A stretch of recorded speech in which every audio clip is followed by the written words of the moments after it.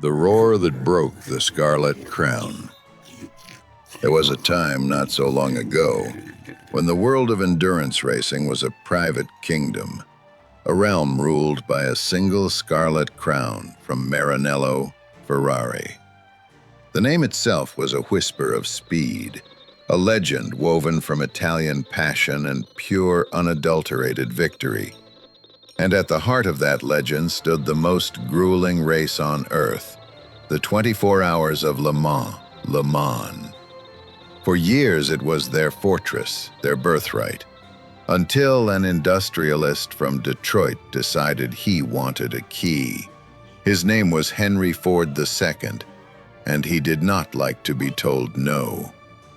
When Enzo Ferrari himself spurned his offer to buy the company, the rejection wasn't just a business deal falling through.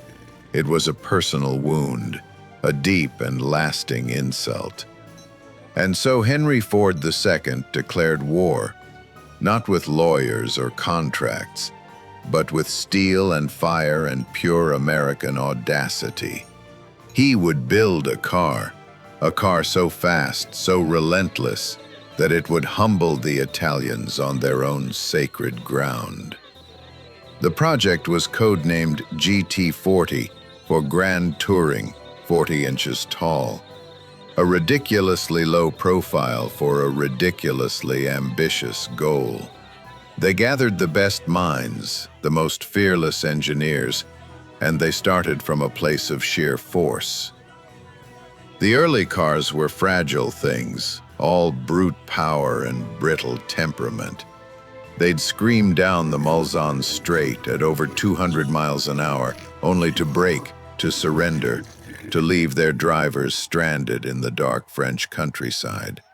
Failure after failure after failure. The Ferrari team would just smile, that knowing, condescending smile. This was art, they seemed to say. You cannot simply manufacture it. But the men in the garage, they weren't listening. They learned. They adapted. They swapped the delicate American V8 for a thunderous 7-liter engine from NASCAR, a power plant born in the ovals of Daytona. A tractor motor, some sneered. But it was a tractor motor that produced earth-shattering, window-rattling torque. They bolted it into a chassis that was now stronger, more refined. The GT40 was evolving, hardening into a weapon. This was the Mark II, and in June of 1966, it arrived at the Circuit de la Sarthe with a singular, brutal purpose. For 24 hours, the battle raged. It wasn't a delicate ballet, it was a siege. The Ferraris, beautiful and nimble, danced through the corners, their engines singing a high-pitched opera of mechanical fury. But the Fords were a tsunami of sound, a deep, chest-pounding roar that you felt in your bones long before you saw the car, a blue and orange streak tearing through the night, headlights piercing the fog and the rain. The drivers pushed themselves beyond human limits, fighting fatigue, fighting the car, fighting the very track itself. And as the sun began to rise on that Sunday morning, something became clear. The Ferraris were breaking, one by one, their beautiful song fading into silence. The Fords just kept coming. And then came the final lap. The order came from the pit wall, a command born of corporate theater and sheer dominance. The 3 leading Fords were to slow down, to cross the line together in a staged photo finish triumph. But out on the track, in the heat of that moment, the drivers had their own ideas. Bruce McLaren in car number 5 and Ken Miles in car number 2. They were teammates, but they were racers. They accelerated.